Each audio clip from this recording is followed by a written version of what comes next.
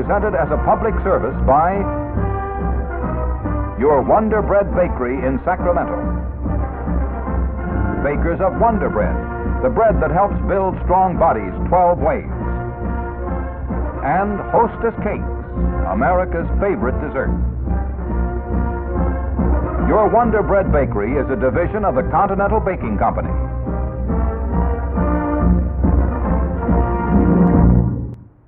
The events and decisions of the next 10 months may well decide the fate of man for the next 10,000 years. There will be no avoiding these events. There will be no appeal from these decisions, and we in this hall shall be remembered either as part of the generation that turned this planet into a flaming funeral pyre, or the generation that met its vow to save succeeding generations from the scourge of war.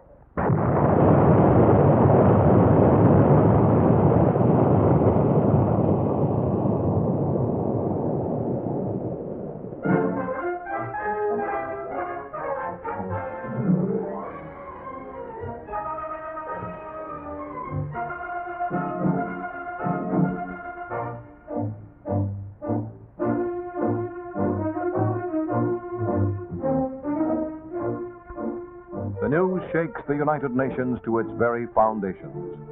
Carl Hammarskjöld is dead, and the flags of the member countries are lowered in his memory.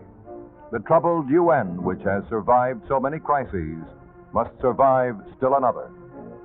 In 1953, Carl Hammarskjöld had himself become Secretary General in a time of crisis. During the Korean War, Russian pressure had forced the UN's first Secretary General, Crises, to resign. Little known before his election by the Security Council, Carl Hammarskjöld was to leave a deep imprint on world history. He traveled tens of thousands of miles in his endless pursuit of peace.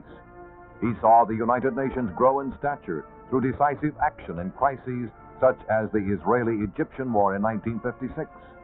He met many of the world's leaders, and he won the trust of most. And then, as had happened to his predecessor, Carl Hammarskjöld came into conflict with Russian interests and ambitions. And in 1960, Nikita Khrushchev denounced him as a tool of the imperialists and demanded his resignation. Carl Hammarskjöld's reply was direct and simple and straight to the point. The representative of the Soviet Union spoke of courage. It is very easy to resign. It is not so easy to stay on. It is very easy to bow to the wish of a big power. It is another matter to resist. By resigning, I would therefore, at the present difficult and dangerous juncture, throw the organization to the winds. I have no right to do so. I shall remain in my post during the term of my office as a servant of the organization in the interest of all those other nations, as long as they wish me to do so. This was Carl Hammarskjöld's finest hour. And so he labored and traveled on in the pursuit of peace, seeking in the strife-torn Congo to end the fighting and the bloodshed.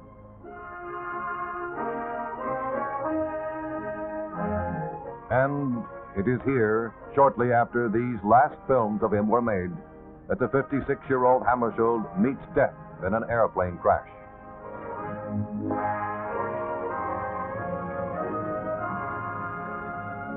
Though he does not live to see it, peace, uneasy as it may be, comes to the Congo. It is a fitting tribute to Carl Hammarskjöld. Sweden takes home the native son that went forth in the service of all his fellow men. The king leads the mourners in the church where Carl Hammarskjöld worshipped as a boy. And then the last sad journey begins.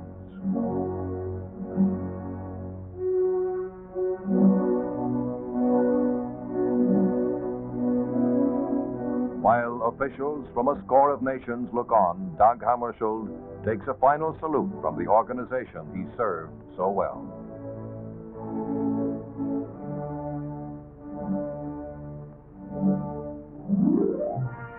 So it is that the 16th session of the General Assembly meets in sadness and solemnity.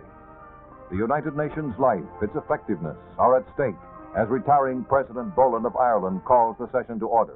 16th session of the General Assembly meets today in the shadow of an immense tragedy, in the midst of deep and heartfelt mourning, which extends far beyond the walls of this chamber to millions of men and women throughout the world. For the moment, I would simply propose that as a tribute to the memory of the late Secretary General and of the devoted officers of the United Nations who died with him, and as a mark of our profound condolence with their families and relatives, we should stand and observe a minute of silence, after which this meeting should be adjourned until 10:30 tomorrow morning.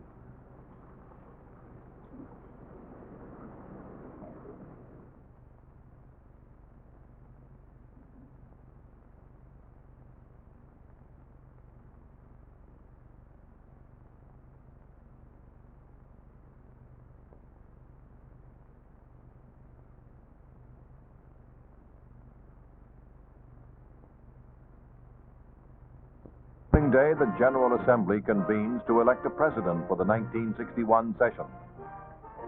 I now invite the members of the Assembly to proceed to the election of their president for the 16th regular session of the General Assembly. Ghana, Greece, Guatemala, Guinea, Haiti, Honduras, Hungary, Iceland, Netherlands. Each of the 99 member nations is entitled to cast one vote for president. Niger. The result of the ballot is as follows. Number of ballot papers, 97. Number of invalid ballots, none. Number of valid ballots, 97. Abstentions, 1. Number of members voting, 96. Required majority, 64. Ambassador Manji Slim, 96 votes. His Excellency Ambassador Manji Slim has therefore been elected unanimously to be the President of the 16th session of the General Assembly. Ambassador Slim, a leading figure in the United Nations since Tunisia became a member in 1956, is the first representative from Africa to serve as Assembly President. Under the provisions of the UN Charter, he will serve for 1 year.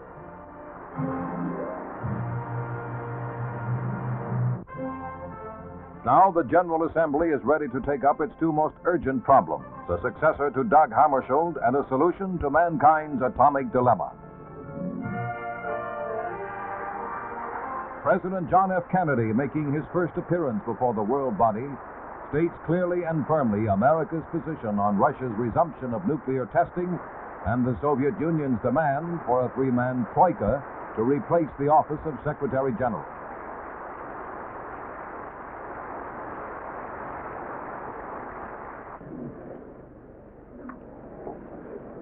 Mr. President, honored delegates, ladies and gentlemen, we meet here in an hour of grief and challenge. Dag Hammarskjöld is dead, but the United Nations lives. His tragedy is deep in our hearts, but the tasks for which he died are at the top of our agenda. A noble servant of peace is gone, but the quest for peace lies before us. The problem is not the death of one man. The problem is the life of this organization.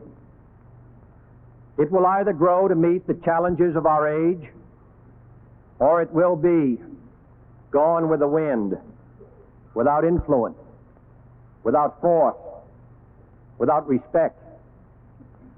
Were we to let it die, to enfeeble its vigor, to cripple its powers, we would condemn our future. However difficult it may be to fill Mr. Hammarskjöld's place, it can better be filled by one man rather than by three. Even the three horses of the Troika did not have three drivers, all going in different directions. They had only one, and so the United Nations executive.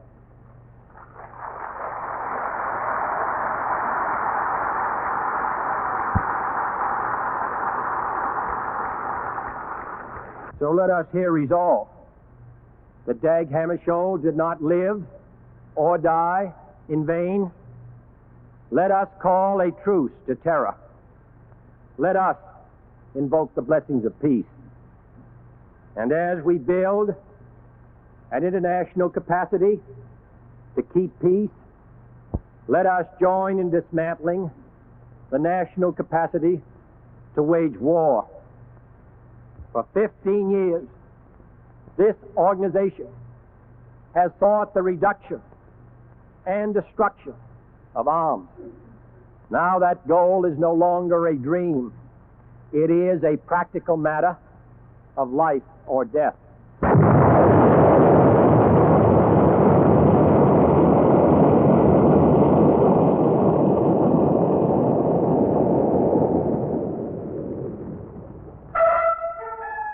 July 1945, the first atomic explosion at the White Sands Proving Grounds in New Mexico. The unleashing of a force so powerful it could, in a twinkling, turn sand into glass. In the Pacific, less than a year later, 100 overage warships awaited their doom from the sky. Operation Crossroads was the code name. The target, the Bikini Atoll. An Air Force bomber dropped the deadly cargo, then wheeled away to flee fast and far.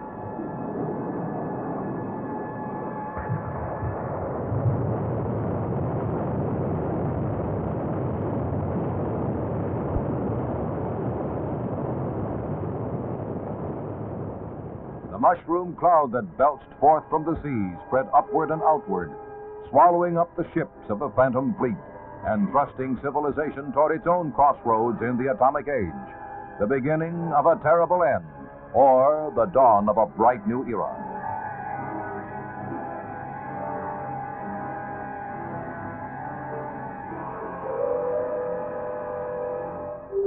The search for survival in this awesome age turned next to a remote desert wasteland in Nevada and a skeleton community named fittingly Survival City.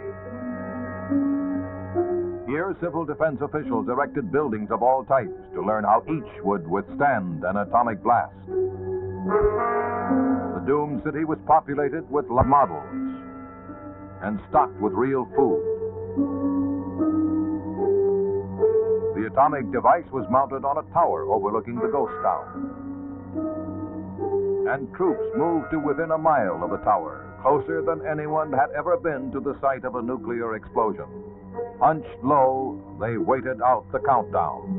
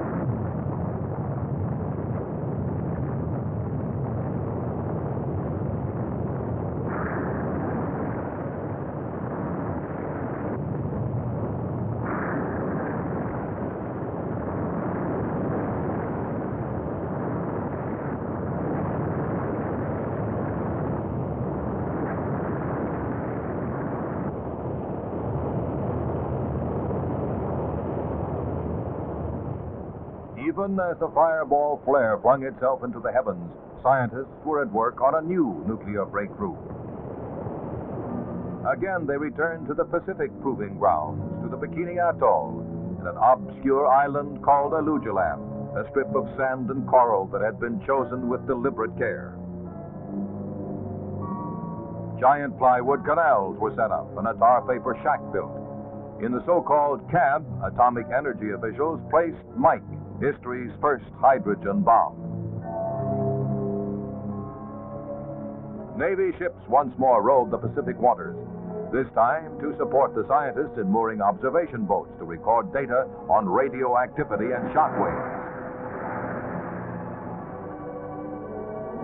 Buoys and floats populated with plant and animal life were stationed at fixed positions spanning out from Alujilab to measure the blast's effects. Remote-controlled cameras were set up to film the spectacular show. Seconds to zero time. Put on goggles or turn away.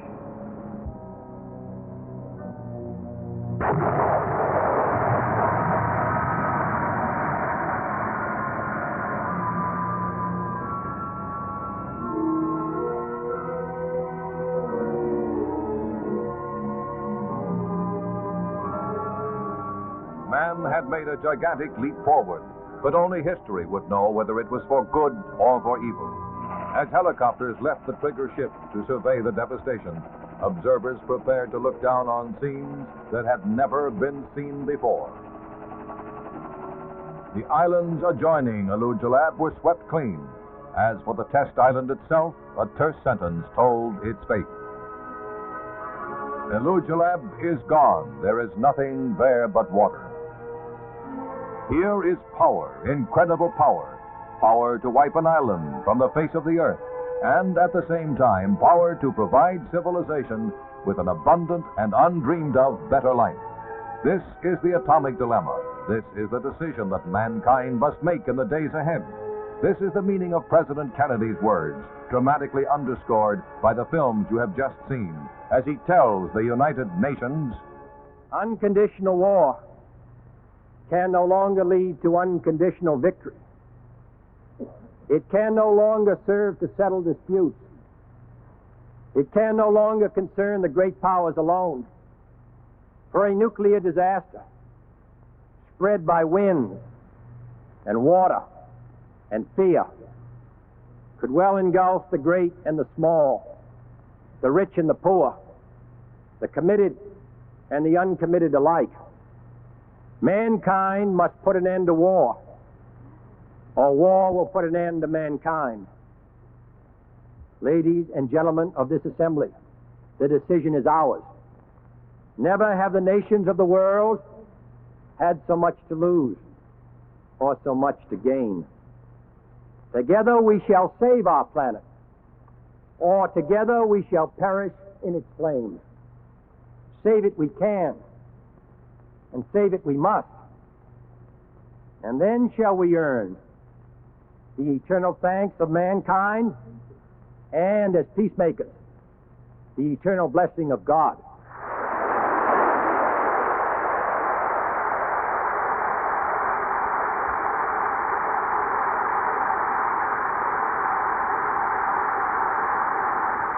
In the 16th year of the atomic age, a call to action for peoples and nations of good faith and goodwill.